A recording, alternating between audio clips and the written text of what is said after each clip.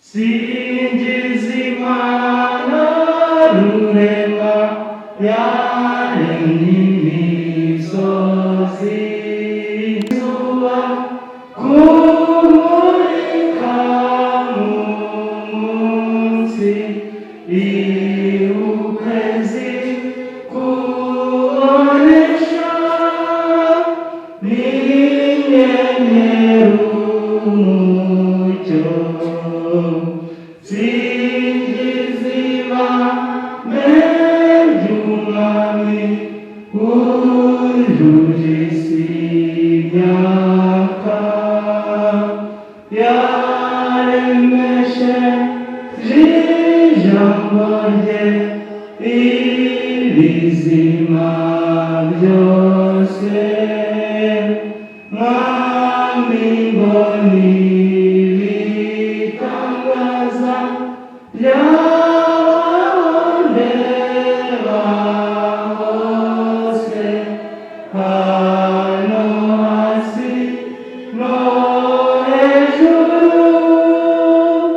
ntabwo bihinyuka nta kiriho nta gitoya kitakwerekana imvura n'izuba biba ku itegeko ryawe ubizima kubaho kandi ubitunga byose ntaho twahugira imana kuko nawe itaba. Isomo ryacu riboneka muri Yeremiya 31. Uwiteka aravuga ati dore iminsi izaza nzasezerana nawe isezerano rishya n'inzu ya Isiraheli n'inzu ya Yuda. Twubashye Imana dupfukamye dusenge. Uwiteka Mana yacu twongeye kugushima tuguhimbaza icyubahiro kibi cyawe mu ijuru. Mwami tunezerewe no kuba amasaha nk'aya abana bawe dupfukamye imbere yawe turi mu nzu yawe ni ukuri ibyo ni iby'agaciro mu mitima yacu. Turakwinginze ngo ijambo ryose wateguye n'umwana wawe wese uranyura aha ngaha avuga ijambo ryakiza imitima yacu, turakwinginze ngo turinde ko ryaca ku ruhande ahubwo rikize ubugingo bwacu. Komeza kubana natwe gahunda yose ibera aha ngaha uyobore nigera ku musozo ari amahoro turusheho guhimbaza izina ryawe. Komeza kutugirira neza muri byose tubisabye mu izina rya Yesu. Wese akwiye kubigira ibye ndetse ko hari abatubwiye ngo kutagitanga Imana ibaramo ubushobozi kwiba urubanza uwandika n'ikaramu y'amareka ntisobwa aba ari kwandika, ariko umugambi w'Imana ishaka ko dusobanukirwa tukagitanga dusobanukiwe, atari ukuduhata ukagitanga unezerewe wumva utuje wumva wishimye wumva ko ugiye gushyigikira umurimo w'Imana. Gutanga icyacumi cy'ibyo twungutse byose uko niko ni ku byerekeye uburyo Aburahamu na Yakobo batangaga icyacumi uko maze kubivuga, niko abakurambere n'abahanuzi babigenzaga mbere y'uko abayuda babaho nk'ishyanga cyatangwaga mbere y'abayuda mbere y'uko babaho abayuda. Nyamara igihe Isirayeli yari imaze guhinduka ishyanga ryihariye, Uwiteka yabahaye itegeko risobanutse ku byerekeye iyi ngingo agira ati mu bivuye mu butaka byose naho yaba imyaka cyangwa imbuto z'ibiti icyacumi ni icy'Uwiteka, ni icyera cy'Uwiteka. Iryo somo riboneka mu Balewi 27:30. Ntabwo ari itegeko ryajyaga gukurwaho n'amaturo ndetse n'ibitambo byatuberaga igitambo cya Kristo igihe cyose Uwiteka azaba afite abantu bitwa ubwoko bwe ku isi, ibyo basaba gukora bizakomeza kuba bimwe, nk'uko ari uruhererekane uko tugenda dusimburana. Iki cyo gishobora kuzavaho. Hari ibintu byavuyemo. Amategeko y'imihango yasuraga Kristo, igihe cyarageze aya ngaya akurwaho, kuko Kristo yari amaze kuboneka ari we yacureraga. Ariko kimwe n'icumi ntabwo kizigera kivaho.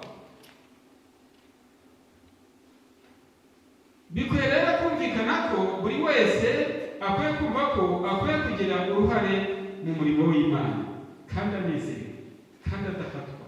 Ibintu bikunda kuvugwa kenshi. Unezerewe wumva udahatwa, utagononwa, atari kugitanga ngo nuko bavuze ngo ritugire gutya, ngo nuko bavuze ngo dore itorero ryabaye rya nyuma, ngo dore twabaye oya. Ukwiye kubikora wumva bikurimo, atari ukuvuga ngo nuko kugira ngo itorero kurya rizamuke tugire umwanya n'uyu, oya. Ahubwo bikwiye kubamo, bikaba mu mico yawe, kuko twabonye ko utagitanga no kutabikora ari ukwimba Imana. Ariko hari abantu benshi bajya bibaza akubwira ati uko byagenda kose ndakora umurimo w'Imana. Ntabwo navuze na cy'umuntu runaka oya. Ariko umutima n'amahoro nawe uragira icyo ukubwira. Umuntu afite igenda umuririmbyi, kuba ndi umuririmbyi birahagije kuririmba ubwo ndakora umurimo w'Imana. Undi ndi umudiyakoni, kuba nkora imirimo y'umudiyakoni ubwo ndi umuntu w'Imana, Imana njye ndayifite. Undi kuba nkora ibintu bigiye itandukanye. Ariko icya cumi reka mbabwire, icya cumi kireba buri wese. Nigeze gutangara igihe kimwe naje gusura umuntu w'umukecuru. Uyu mukecuru njye namusuraga ari kumwe n'undi muyobozi itorero nari nagiyeho gusengeraho, kuko nari nsanzwe muzi. Ndavuga ntabwo nataha ntabanje kumenya amakuru y'uyu mukecuru ngo musure. Igihe twagiragayo yaje kubwira uwo muyobozi twari kumwe, aramubwira ati mbwire runaka aza kuza yakira icya cumi. Yari yarwaye indwara ntashobora kugenda, yari yagiye ahinduka avubuka, abona mbese indwara ikomeye.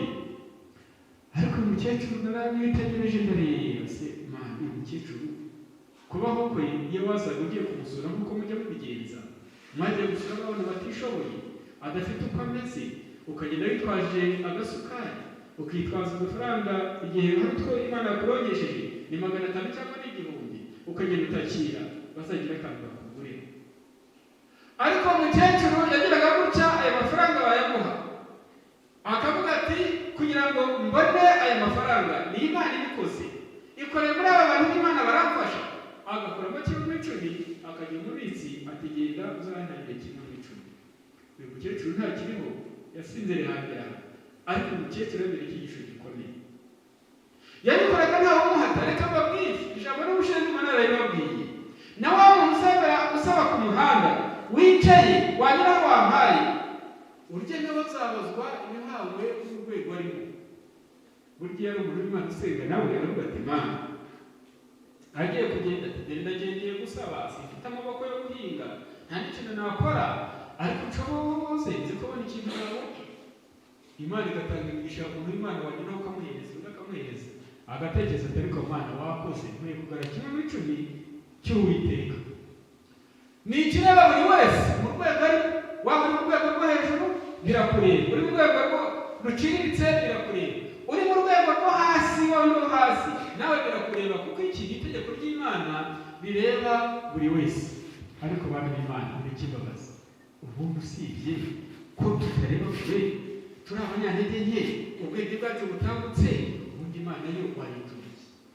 Ese icyatumye uri mu nzu y'Imana uyu munsi ukaba yaragize amahirwe, abandi bana b'Imana bagahura n'ibibazo kugira ngo bakire ubutumwa bwiza, bagiye bamena amaraso. Ibyo murabizi mujya musoma, abenshi bagiye babatwika. Umwana w'Imana abidusobanurira ejo bundi mu ndirimbo, indirimbo twaririmbye burya nayo narayikundaga ariko narushaho kuyumva. Atubwira umuntu wari wahimbye indirimbo, noneho ngo bamushyira ku ntebe y'amashanyarazi, baramutwika, baramushiririza, agenda ashya. Ariko aravuga ati, avuga amagambo akomeye cyane ati mwana, ati indirimbo yanjye izabyerekana, imivu yari ibyerekana. ariko uyu munsi twebwe bavuga umurimo w'Imana buri wese abaza umutima we yibaze uruhare agira mu murimo w'Imana. Ese abandi barabonye amaraso, abandi barabaye mu buzima bugoye, abamisiyoneri bakaza bakagenda bakagera mu bihe bigoye, ariko uyu munsi turi mu ntabire ihamye, ariko ugasanga twebwe tudaha Imana agaciro. Reka babwire iri jambo narivuze mu gitondo niho tujya gusoreza kuko dukoresheje iminota mike. Burya ababyeyi, hano hari ababyeyi ndetse hari n'abana, kandi bana iki kintu bwa mbere nkivuga mugenzi aba akiriho naba ntakiriho, usibye ko nzi ko Yesu agiye kuza. Mujye mwibuka ko iri jambo naribabwiye, umwana usuzugura ababyeyi aba akora icyaha gikomeye cyane kandi azabazwa imbere y'Imana akaba yakize. Mujye mwubaha ababyeyi, maze uyu muntu nk'ababyeyi bari hano sivuga ngo runaka kuko twese nubwo turi mu isi y'imperuka ibintu bisigaye byarabaye nabi, abana akenshi batacyumva, ariko mwebwe bana bari mu nzu y'Imana mujye mwumva kandi mwumvira ababyeyi. Ugize gutya ukabona umwana wawe araje, wenda aragiye agize imibereho runaka, ukabura umubyeyi, wajya kubona ukabona wenda umubyeyi w'umumama, wajya kubona ukabona umwana araje azanye igitenge cyiza atakira mama, iki gitenge rwose cyane wakumva umeze gute? Wakumva umeze gute? Wakumva umeze gute? Ese uri umupapa wajya kubona ukabona umwana wawe araje akuzaniye impano, wenda agashaka igitambaro cyiza akakizana ati papa akira iki gitambaro bazakudoderemo ipantaro. Ese uri umubyeyi wawe utanezerewe? Nubwo bigira bake kubera iminsi y'imperuka tugezemo, hari abatabiha agaciro. Burya umubyeyi nta n'icyo ubona wamwitura ibyo yamukoreye wagikura ese. Ariko reka mbabwire, nubwo waba uri umuntu ufite ubushobozi, witwa ko ufite ubushobozi akenshi tujya ku mafaranga menshi, umwana bakaba ari hasi yawe adafite ubushobozi. Umwana wajya kubona ukuntu araje aragera atekereje agashaka akandamo akakana, wenda ku munsi mukuru runaka yajya kubona ukabona araje, wajya muteye akamuhaye aravuga ati uyu mwana tubundi yazaniraga akakantu simfite ibintu, yabimubwiye ntibishoboka, ahubwo aranezerwa ati uyu mwana wanjye ararakunda, uyu mwana wanjye akumva muri we hari ikintu muremyemo. Mureke mbabwire ntabwo Imana imeze gutya. Reka mbabwire hari urigeze kumurira akantu rero ababwiye aya ariko nasorizaho ndabona isaha zigeze. Umuntu yigeze kumbwira ati rero yandumiye rwose ntegenda ngiye kubona mbona afashe ka envelope naho yanditse akandiko ashyiramo akantu, agera gutya arafunga neza ati naguteguriye impano, ati akiri impano. Uyu mwana umpaye impano imeze gutya kandi nta kintu namukoreye, ntabwo ari umwana wanjye mu rugo bwite, ariko n'umwe mu bana banjye bo tubana muri rusange muri sosiyete kuko mwese tubana. Maze numva ndanezerewe cyane, numva ndanezerewe, ndavuga nti umva n'abantu benshi bajya bampa impano kandi ko nuko namwe bazibaha. Maze igihe nafataga iyo mpano ndagushima Imana itugurije, numvise nezerewe mu buryo bukomeye cyane, ndavuga nti burya bwose yampaye agaciro bigeza. Ariko se reka Imana icyo dusaba yaduhaye igihe isabato na kimwe mu icumi. Niyo mpamvu mbabwira ubwirijwe n'ubuntu bw'Imana, jya utanga kimwe mu icumi wumva ubwirijwe n'umwuka w'Imana. Ntuzagitangire ngo nuko umuyobozi yabivuze, ntuzagitangire ngo nuko bavuze ngo turaba aba n'aba, oya, bikubemo uko ukwiye gushimira Imana nawe ugakora umurimo nk'uko abandi banyuze mu bihe bikomeye, noneho nawe ukagira amahirwe yo kugira uruhare mu murimo w'Imana. Urwo ni urugero nabahaye kandi rutoya. Icyo cyacu tuzagisoza ubutasigaye kugira ngo akagingo kamwe, ariko urugero ruto nabahaye ku babyeyi n'abana. Icyo Imana idusaba itadusaba igikomeye, itadusaba ikigoye, kuki tutagira uruhare mu murimo w'Imana? Reka Imana itugirire neza. umwuka w'Imana abane natwe kandi ashobora kudusobanurira ibikwiriye ngo tube mu isi twiteguye kandi dukorana n'Imana. Burya ngo abaganga barasabye kugana Yesu avuga ngo ntabwo Imana ikintu yaduhaye cyangwa yatubwiye gukora iyo ibona kitatugirira akamaro ntabwo agomba kukiduha, kuko Imana ni umubyeyi ntagomba kukiduha.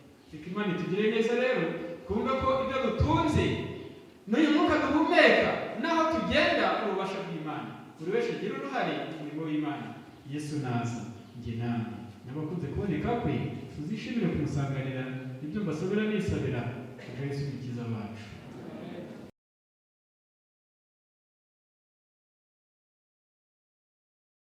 Mwijyane kuri ako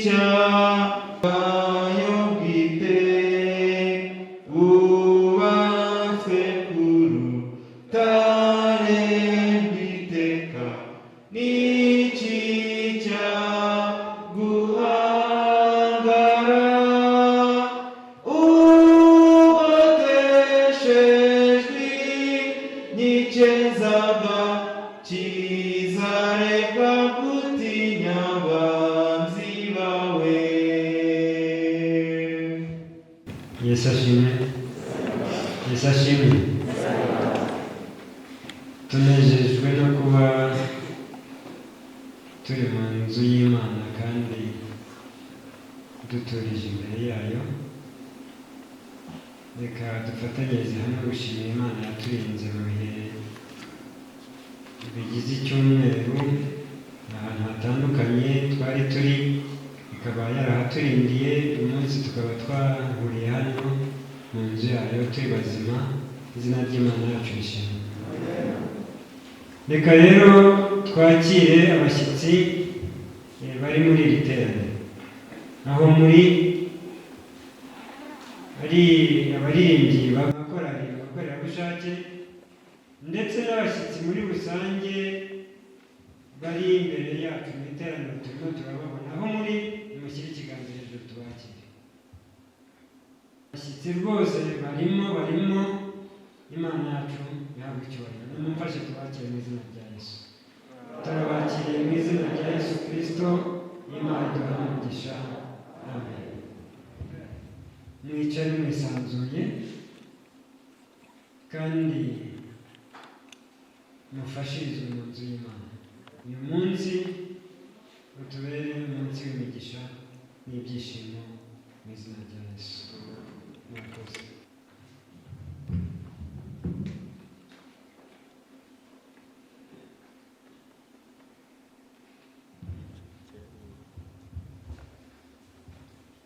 turabasuje mwese muraho abandi mwaramutse. Tubifurize isabato nziza mwese kandi twongere kandi twibutsa abantu kubw'ibihe turimo amabwiriza yo kwirinda iki cyorezo. Birasaba umuntu wese kwicara ku ruhande. Niba wicaye ku ntebe urayiheza ku buryo umuntu w'inyuma aba areba mu irugu ryawe.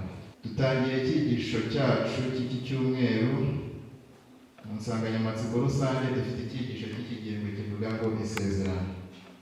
Duhaye ikaze kandi Mama Fisi tugiye kugifatanya. Imana imuhe. Ikimenyetso cy'isezerano nicyo cyigisho tugiye kwiga, nicyo cyigisho cyangwa se tugiye gusubiramo kuko twagize muri iki cyumweru cyose. Ikimenyetso cy'isezerano. Muri ubu buzima abantu bagiranye amasezerano inshuro nyinshi, bakunda kugirana inyandiko. Hakaba hari n'abantu abo twita abagabo bo kuzahamya ko icyo kintu cyabayeho koko, kandi urwo rwandiko rukaba nk'ikimenyetso kugira ngo ruzifashishwe igihe hagize umwe utambikira ya masezerano abantu baba baragiranye. Ese noneho twebwe ikimenyetso cy'isezerano hari dufite ni ikihe? Turaza kwibanda cyane muri Bibiliya kuko ibi ni ibyigisho biyobora abakuze ku kwiga Bibiliya. Mujye musoma cyane kandi mujye muri Bibiliya ukurikije ariya masomo baba baduhaye. Kiboneka mu Kuva 31 umurongo wa 16. Nuko Abisirayeli baziririza isabato bajye bayitondera mu bihe byabo byose, ibe isezerano ridakuka.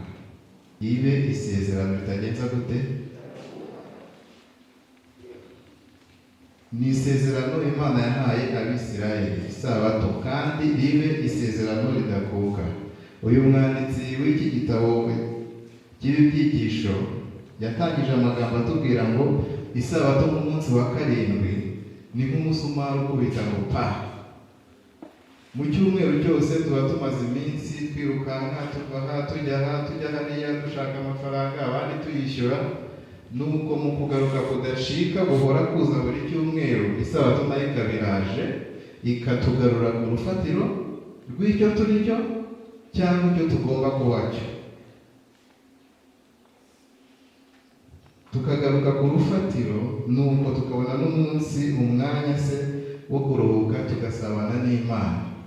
Ariko iyi sabato ubundi ifite inkomoko hehe? Kuki isabato? Uzumva abantu benshi nujya kumubwira ubutumwa nuzanamo isabato azakubwira ati isabato y'Abayahudi urayibwira ko ntari Umuyahudi, ni ukubera iki uzanamo isabato? Ariko nitujya mu byanditswe byera baratwereka ko isabato atari iy'Abayahudi, kuko yabayeho na mbere y'uko ubwo bwoko bw'Abayahudi bugenza gute? Yabayeho mbere yabo. Byumvikane ko ntabwo ari iyabo kuko yabayeho mbere y'uko nabo ubwabo babaho. Urabisanga mu gitabo cy'Itangiriro igice cyaho cya 2 umurongo wa 2 ndetse n'uwa 3. Ni muri cya cyumweru cy'irema Imana imaze kurema ibintu byose, ni ukuruhuka ku munsi wa 7, siko havuga, iruhuka ku munsi wa 7, iraweza, ibuha umugisha, kuko ari we yaruhutse n'imirimo yayo yose. Wigane umuremyi wawe. Inkomoko rero y'isabato ni mu cyumweru cy'irema, ntabwo ari isabato y'Abayuda, sibyo? Isabato mbere ya Sinayi. Nimuza kujya mu gitabo kabarangirira isomo murisome mu gitabo cyo Kuva igice cya 16. Hari igitekerezo kirekire ariko ni icy'Abisirayeli, mugisome nimujyana no mu rugo. Ni icy'Abisirayeli bakiva muri Egiputa, bari bamaze iminsi 45, murabisoma ku ntangiriro z'icyo gice, bavuga ngo ku munsi wa 15 w'ukwezi kwa 2 bahagurutse muri Egiputa, bari bageze Isimu, yego, hagati ya Elimu na Sinayi. Murasoma bitotomba bivovotera Mose bavuga ngo kuki watuzanye, kuki mwatuvanye muri Egiputa mugatuzana hano kwicwa n'inzara? Niba Imana yashakaga kutwica kuki itatwiciye muri Egiputa? Ariko muzasoma hepfo mubone uburyo Imana yaboherereje mana, ibyo kurya bivuye mu ijuru. Buri munsi bagombaga kujya gutoragura manu kugira ngo babone ifunguro ry'uwo munsi. Iyo watoraguraga ibirenze ibyo bagakwiriye kujyana, ntabwo byagezaga ku wundi munsi. Ngiki ikimenyetso cy'isezerano, isabato ibe isezerano. Kuko murakumvise, isabato ibe isezerano. Isabato ni ikimenyetso cy'ubuntu bw'Imana bukiza. Isabato ngo ni ikimenyetso cy'ubuntu bw'Imana bugenza gute? Ikimenyetso cy'ubuntu bw'Imana bukiza, ikimenyetso cy'agakiza duhabwa kubw'imirimo. Isabato rero ikwiye kutubera ikimenyetso cy'Imana dukiza. igihe twaje guterana ku munsi w'isabato tujye dusaba Imana kugira ngo icyo yagendereye cyangwa yifuza ko cyadukiza twe kukinyagwa n'umwanzi Satani, kandi tumenye ko isabato atari iy'Abayuda ahubwo ari iy'abantu bose, ndetse tumenye ko isabato ikwiriye kwitegurwa ikatubera ikimenyetso cy'isezerano dufitanye n'Imana ibihe byose. Reka umwigisha ukurikira dufashe mu ngingo zikurikiyeho.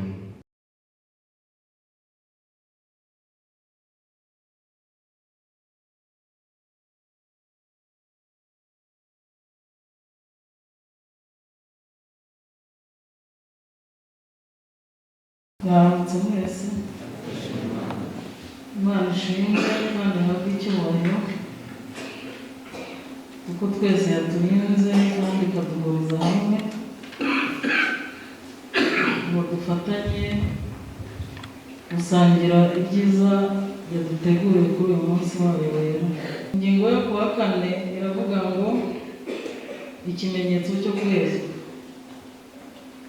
Mwibuke ko twari dushoje ikimenyetso cy'isezerano. Murebe mu kuva igice cya 31:13 aravuga ngo ntimuzabure kuziriza amasabato yanjye kuko ariyo kimenyetso hagati yanjye namwe mu bihe byanyu byose, kugira ngo mumenye yuko ndi Uwiteka ubeza.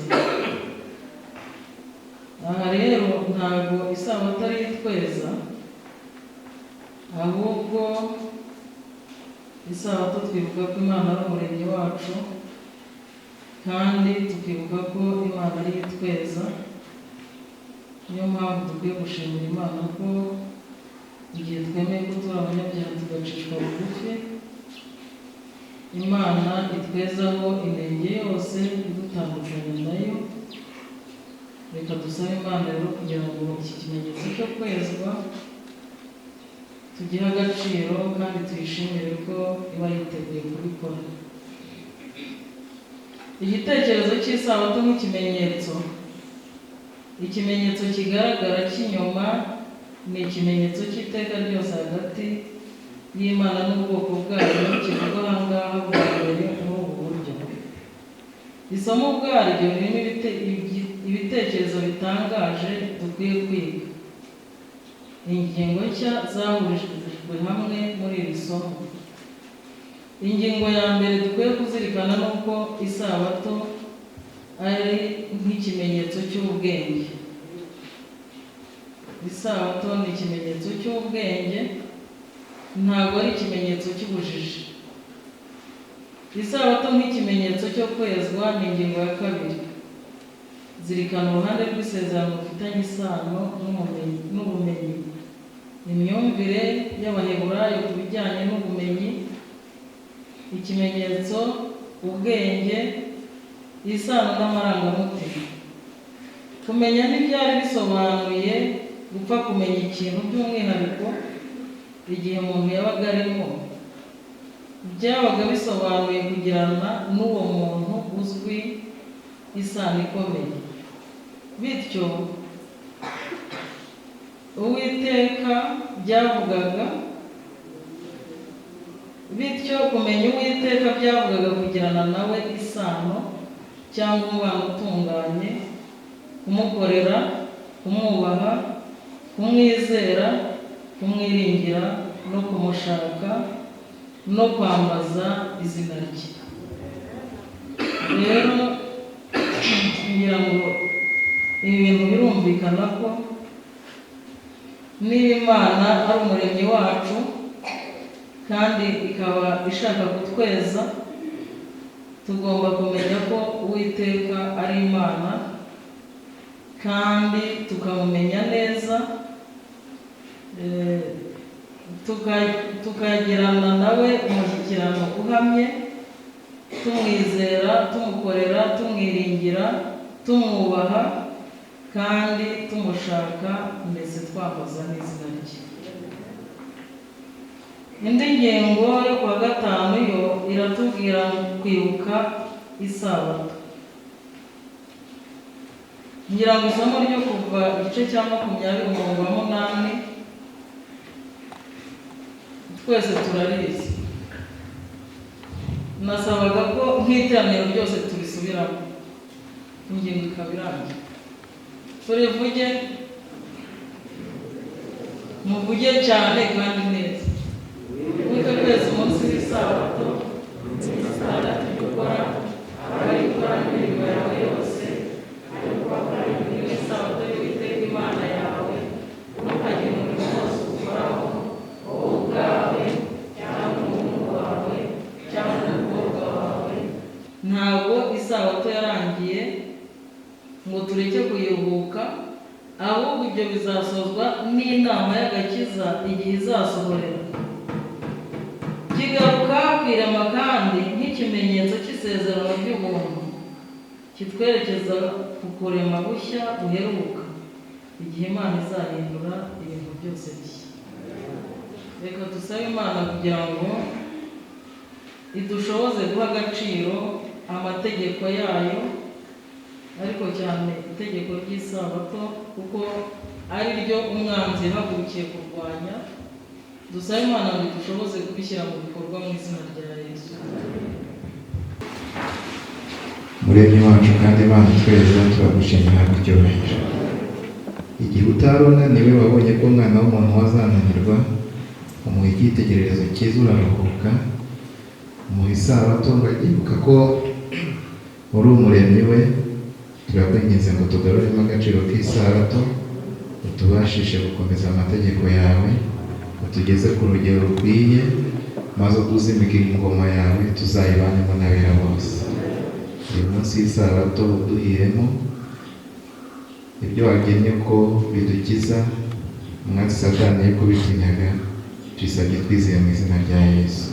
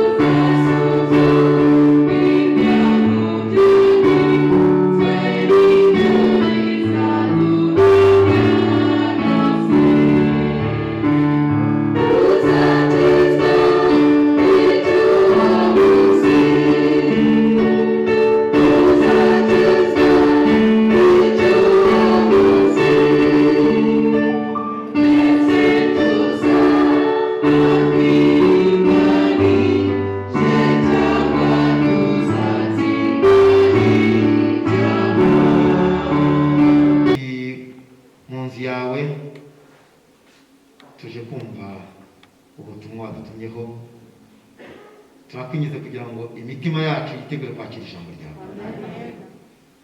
Mushiki wacu wadutumyeho umukozi karakumu, imitima yacu ntitahe ubusa, tutahe twujuje ubuntu bwawe. Komeza kubana natwe muri iri teraniro, tubyambaje kubwa Kristo umwami wacu. Amen.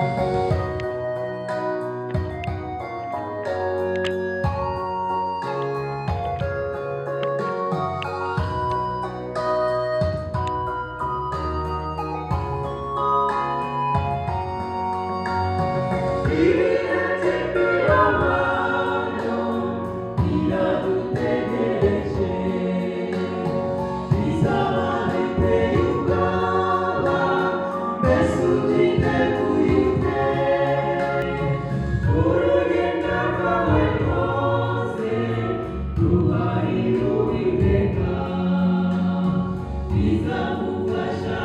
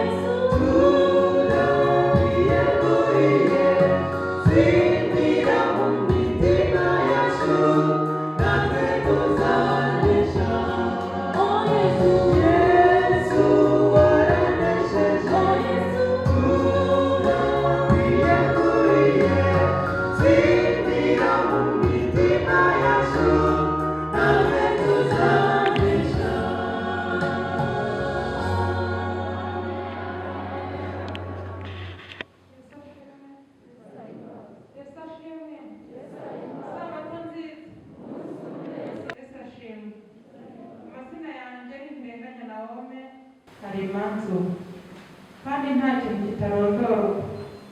Ibintu byose cyaba icyo twita gito cyangwa kinini byose birarondorwa. None se tuzamera dute tugeze imbere y'umucamanza? Harimo wenda bake bigeze bahagarara imbere y'umucamanza, ariko icyo ntekereza cyo nta muntu uhahagarara ngo aseke yishimye. Byashoboka se ko wahagarara imbere y'umucamanza ni ugaseka ukamwenyura ukanezerwa? Ntabwo bishoboka.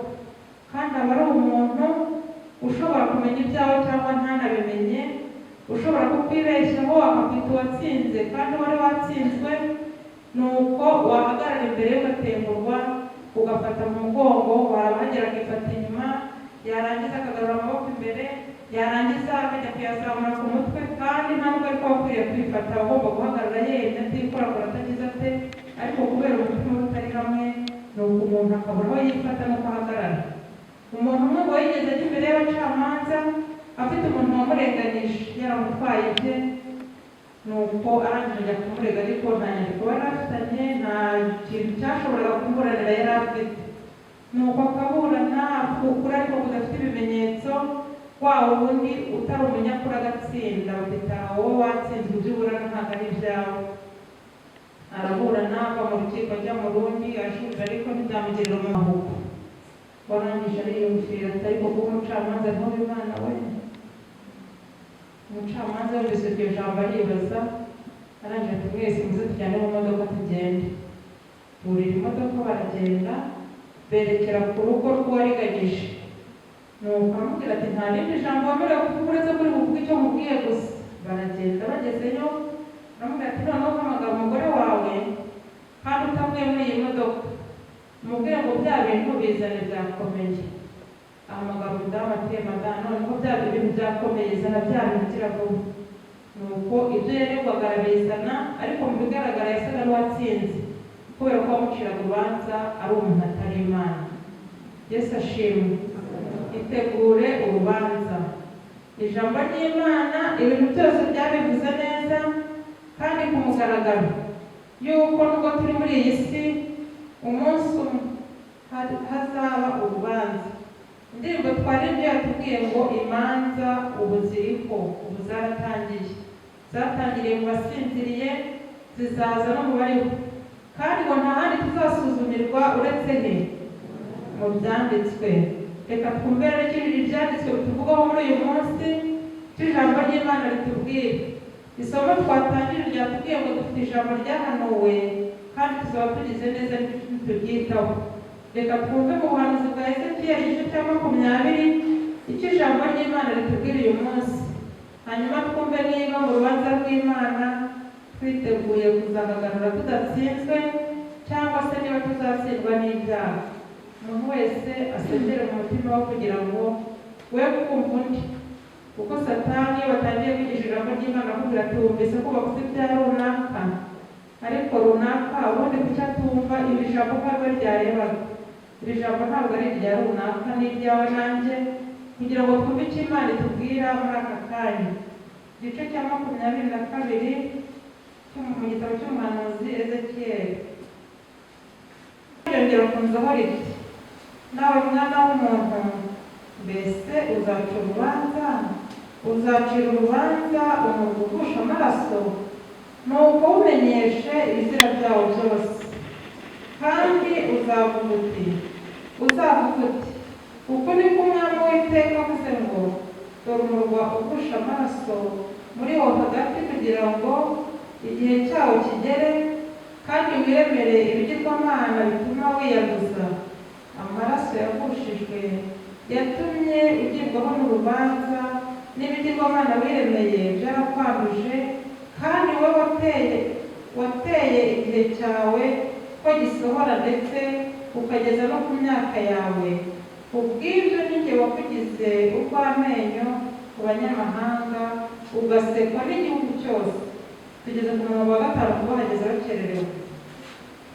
Abari hafi yawe n'abari kure yawe bazaguseka kuri uw'izina ryanduye, kandi ugire urungano mwinshi. Dore ibikomangoma bya Isirayeli kimwe kimwe muri wowe, umurimo w'amaboko yabyo no kugusha amaraso. Abari muri wowe basuzugura ba se na ba nyina, abashyitsi bakagirirwa urugomo muri wowe. Imfubyi n'abapfakazi bakagirirwa nabi muri wowe. Wasuzuguye ibyera byanjye, uzirura amasabato yanjye. Ababeshyera abandi bari bakurimo kugira ngo bagushe amaraso. Abagutuyemo bagaburira imandwa mu mpinga z'imisozi, kandi bagukoreramo ibiteye ishozi. Muri wowe bambura ba se bakabateza ubwambure, kandi bakoza abagore bari mu mugongo isoni. Umuntu akorana ibisira n'umugore w'umuturanyi we, kandi undi akanduza umukazana we amusambanya. Undi wo muri wowe agakinda mushiki we basangiye se. Abakurimo bakiriye impongano kugira ngo bagushe amaraso. Wemeye kwakira indamu z'ubuhenzi n'inyungu zirimo urugomo, kandi wabonye indamu muri bagenzi bawe ubarenganije. Ariko njye waranyibagiwe, niko mwami witekaho. Nuko ijambo ry'Uwiteka riza ku mugaragu w'Imana Ezekiyeli, ariko si umurwa uzawucira urubanza. Umurwa wa Isirayeli ugusha amaraso, basuzugura ba se na ba nyina, abantu bambura ababyeyi babo bakabambika ubusa, basambana n'abaturanyi babo n'abavandimwe babo. Uyu murwa uzawucira urubanza. Uyu mwazibwiye amasabato yanjye, mwishakiye indamu, mwakoze ibintu binyuranye, ariko Uwiteka ati jyewe mwaranyibagiwe. Bavandimwe, ibihe bibereho kutwigisha. Abantu benshi mu bihe byashize twagaragaraga nk'abakristo mu rusengero, ariko igihe cya korona kigeze ibintu bihinduka ukundi. None se mwebwe iwanyu mu rugo mwari mugisenga? Isabato y'Imana mwibutse ko ari ikimenyetso Uwiteka yatanze, kugira ngo tumenye ko ari ikimenyetso hagati yacu n'Uwiteka, kandi tumenye ko ari Uwiteka utweza. Cyangwa kubera ko korona yateye ibintu byose byararangiye, umuntu wese akagenda uko yumva, bambura abandi, abariganya. Ibyo bintu ntabwo byaba byarakugezeho ugatekereza kuko ntawe ukindeba, ntacyo byitwaye. Tekereza abana b'abakobwa wateye inda muri ibi bihe, n'abo wagize ingorane ntibatwite kubera ko korona yateye. Nta muntu uzakubaza ibyo wakoze, nta uzagukurikirana. Ni uko ibyaha byose byariyongereye birirundanya, kugeza ubwo Uwiteka avuze kera ati ubwoko buzabucira urubanza. Ubu bwoko bwa Isirayeli wahindutse igitangarizwa n'ikivume, uzabasha kubacira urubanza. Umuntu wese yitekereza. Umurongo wa 13. Dore nicyo cyatumye nkubita ibiganza byanjye ku ndamu z'uburiganya bwawe no kubw'amaraso yagushijwe muri wowe. Mbese umutima wawe uzihangana? None se wowe umutima wawe uzihangana? Ijambo ry'Uwiteka riragukomoka muri uyu mwanya kugira ngo utekereze, ese muri ibi bihe bishize wahagaze ute? Uyu munsi wa none uri mu ruhe ruhande? Ese ko imanza ziriho zatangiye, kandi ko zatangiye mu basinzire zikaza no mu bariho, izina ryawe rigezweho uyu mwanya, wajya mu ruhe ruhande? None se tuzaba dushobora guhagarara imbere y'Imana, cyangwa se tuzatsindwa n'ibyaha? Dore nicyo cyatumye nkubita ibiganza byanjye ku ndamu z'uburiganya bwawe no kubw'amaraso yagushijwe muri wowe. Mbese umutima wawe uzihangana? Ese n'amaboko yawe azakomera ku munsi nzabiguhaniraho? Ni jye Uwiteka, ni jye wabivuze, kandi nzabisohoza. Nta jambo Imana ivuga ngo rihere, irinda ijambo ryayo kandi ikarisohoza. Icyo Imana yavuze cyose no kugikora izagikora. None urubanza nitugeraho umutima wanjye umutima wawe uzihangana nzagutataniriza mu mahanga uteragane mu bihugu ibyo wanduye by'umwanda nzabikumaramo nawe uzaba wiyandurije imbere y'abanyamahanga maze uzamenya yuko ndi Uwiteka. Ni ukuri Imana yacu igira inzira nyinshi ihamagaramo abantu. Reka twebwe guhitamo ko izaduhamagara kuko dutatanije, ahubwo uyu munsi twitaba ijwi ryayo tuzahugungira ubuhoraho. Ijambo ry'Uwiteka rizaho riti mwana w'umuntu we, inzu ya Isirayeli yampindukiye inkamba, bose ni umuringa n'ibati n'ibyuma n'isasu biri mu ruganda, bahindutse inkamba y'ifeza. Nicyo gituma umwami w'Uwiteka avuga ati kuko mwese mwahindutse inkamba, dore ngiye kubateraniriza muri Yerusalemu hagati, nk'uko bateraniza ifeza n'umuringa n'icyuma n'isasu n'ibati mu ruganda, bakabivugutiraho umuriro kugira ngo bishonge, uko niko namwe nzabateraniriza hamwe mfite uburakari n'umujinya, aba arimo mbashyira mbashongesha. Ni ukuri nzabateraniriza hamwe mbavugutire umuriro w'uburakari bwanjye, muyishongeremo hagati. Nk'uko ifeza ishongera mu ruganda, niko muzayishongeramo, kandi muzamenya yuko ndi Uwiteka nabasuzeho uburakari bwanjye bukaze. Ni uko Uwiteka aravuga ati bose ubwo bahindutse ibati n'inkamba n'ifeza, nzabarundanyiriza muri Yerusalemu hagati, nuko bashonge kuko ibyo byose bishongeshwa n'umuriro. Imana yacu ntabwo yifuza ko hagira n'umurimbuka. Niyo mpamvu n'uyu munsi igihe dukomanga yohereza umwuka wera kugira ngo akomange ku mitima yacu, ahari niba bishoboka tubashe kuzuka. Ijambo ry'Imana ni ukuri kandi ukuri kudahinduka. Kabone niyo hari aho wasoma ukumva harasa naho batagufashije, kuko hari ibice bimwe na bimwe umuntu ashobora gusoma akagira ngo nta kintu bimufashijeho, nta kintu bimubwiye, ariko ni Satani we yakurikiranyije kugira ngo uwo munsi utahane ubusa. Ijambo ry'Imana ryose ngo umwuka wera abashije kurimurikaho, twasobanukirwa n'icyo Imana ishaka kutubwirira muri iryo jambo. Amose igice cya 7 duhereye ku murongo wa mbere, ibyo Amose yeretse ibintu by'Uwiteka Imana yanyeretse. Dore yaremeye inzige uruhira rutangiye kumera, urwo ruhira ni urwameze ubwatsi bw'umwami bumaze gutemwa, bimaze kurya ubwatsi bwo mu gihugu, ndataka n'Uwiteka Mana babaregaga kwingenza. Yakobo yabyihanganira ate ko akiri muto? Nuko umugaragu w'Imana yereka izo nzige zitangiye kurya uruhira, ubwatsi bw'umwami bwari butangiye kumera, nuko inzige ziraburya ziramumara. Nuko Amose arangije ati ndataka ngo mwami ubabarire Yakobo ko akiri muto, ibintu yabyihanganira ate? Kuko niko Yesu adusabira imbabazi imbere y'Imana n'uyu munsi. Avuga ati bababarire narabacunguye, ahari bazakira imbabazi, bakira amaraso yanjye bakize. Nuko kwihangana kw'Imana kukaba kuri twebwe, nk'uko ijambo ry'Imana rivuga ngo ntabwo Imana ikiza isezerano ryayo no kwihanganisha ko hatagira n'umurimbuka. Nuko umwuka agatunigira Yesu ati bababarire Yakobo yabyihanganira ate ko akiri muto? Nuko Uwiteka arigarura ati ntibizabaho niko Uwiteka avuze. Ibi ni byo Uwiteka Imana yanyeretse. Uwiteka Imana yahamagaye umuriro ngo awucishe amateka, akongore mu mworera w'ikuzimu, kandi wendaga no gutwika igihugu. Maze ndataka n'Uwiteka Mana, rekera aho ndakwinginze. Yakobo yabyihanganira ate ko akiri muto? Uwiteka arigarura nabyo ntibizabaho niko Uwiteka Imana yavuze. Imana yacu ni Imana y'urukundo, ni Imana y'imbabazi. Niko ku rubanza ruzabaho, ariko urubanza Imana yacu ni itwinginga, ni ituburanira, kandi ni ishaka no kudutsindira. None se niba umucamanza wacu ari nawe utuburanira, kubera iki tutamushyira mu ruhande rwo kugira ngo tuzabashe gutsindira urubanza? Nuko Uwiteka aravuga ati ndigaruye nawe nabyo ntibizabaho. Umurongo wa 6 Uwiteka arigarura ati nabyo ntibizabaho niko Uwiteka Imana ivuga. Ibi ni byo yanyeretse. Umwami yari ahagaze ku nkike yubakishijwe timasi, afite timasi mu ntoki. Maze Uwiteka arambaza ati, Amose we, ubonye iki? Ntimbonye timasi.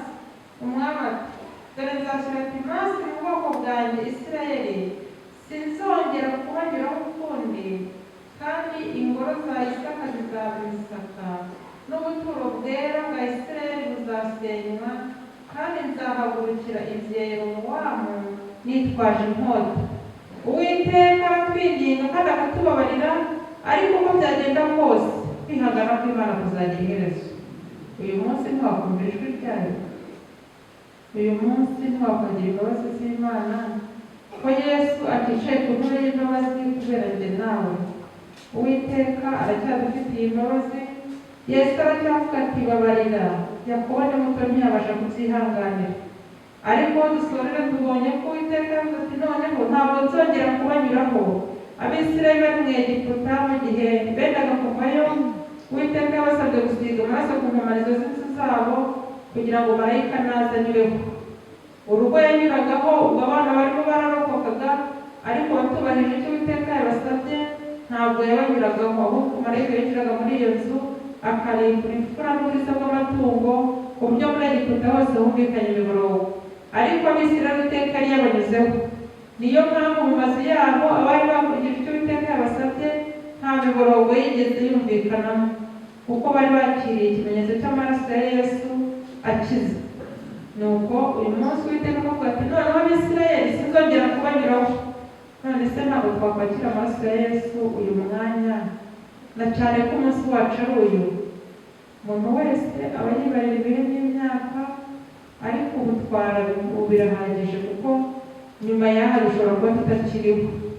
Uyu ni wo mwanya wacu wo kumva ijwi ry'Imana, kandi tukazirikana ko umunsi umwe urubanza ruzashyira umuntu wese mu mwanya akwiriye kujyamo. Dufite rero amahirwe ko dushobora guhitamo.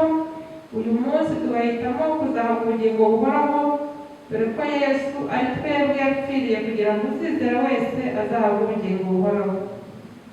Ijambo twatangije riboneka mu rwandiko rwa kabiri rwanditswe na Petero, igice cyaho cya mbere ku murongo wa 19, baravuga ngo nyamara rero dufite ijambo ryahanuwe rirushaho gukomera. Yesu ashimwe. Nyamara rero dufite ijambo ryahanuwe rirushaho gukomera, kandi muzaba mukoze neza nimuryitaho.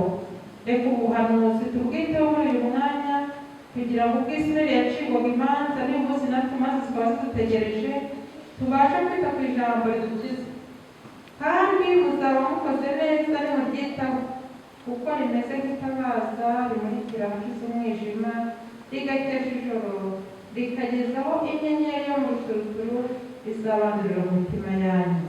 Reka inyenyeri yo mu ruturuturu ari Yesu Kristo imurikire mu mitima yacu, ikuremo umwijima w'icyaha, maze Yesu niyerekanwa tuzamusange tutakozwe n'isoni.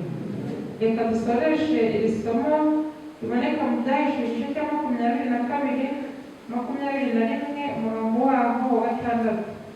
Byahishuwe 26 na 21 umurongo wa 6, aravuga ngo kandi birarangiye. Ni jye Alufa na Omega, tangiriro n'iherezo. Ufite inyota zamuhera ubuntu kunywa ku isoko y'amazi y'ubugingo.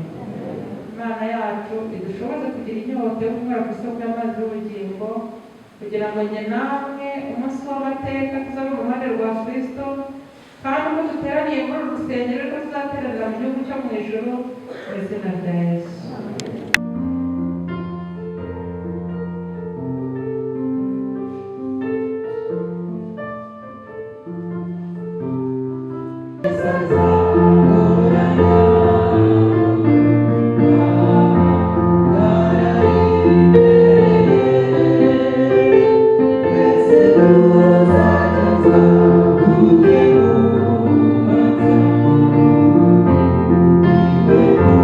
Thank you.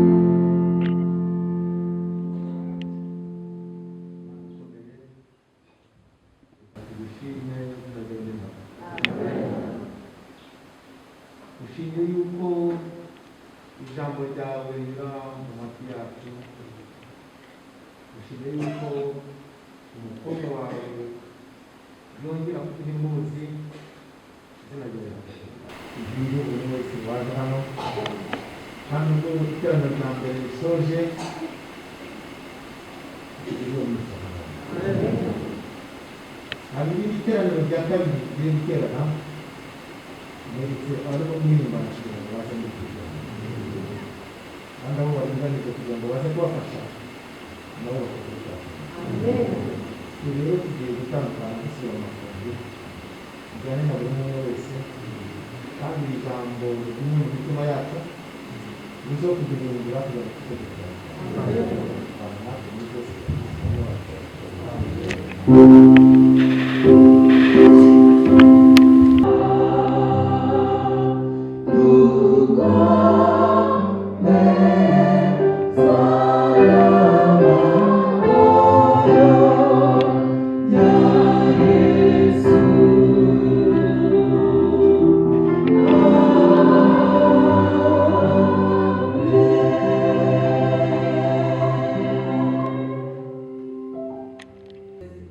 gusohoka muhana imbere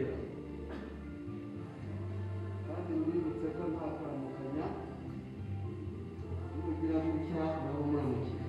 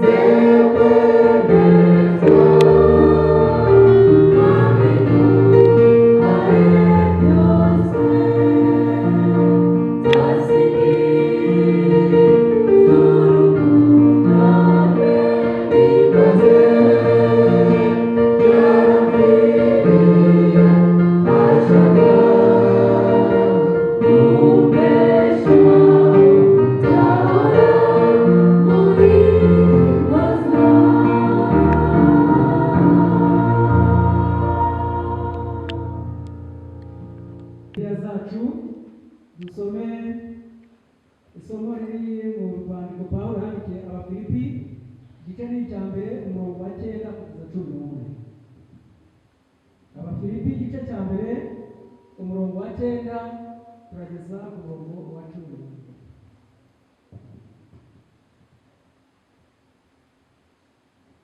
Reka abahageze dusome. Kandi iki nicyo basabira ni ukugira ngo urukundo rwanyu rurushaho kugwiza ubwenge no kumenya kose, mubone uko murobanura ibinyuranye, kandi mubone uko muba abataryarya n'inyangamugayo kugeza ku munsi wa Kristo, mwuzuye imbuto zo gukiranuka ziheshwa na Yesu Kristo, kugira ngo Imana ishimwe kandi ihimbazwe. Reka twubake Imana dutukamye.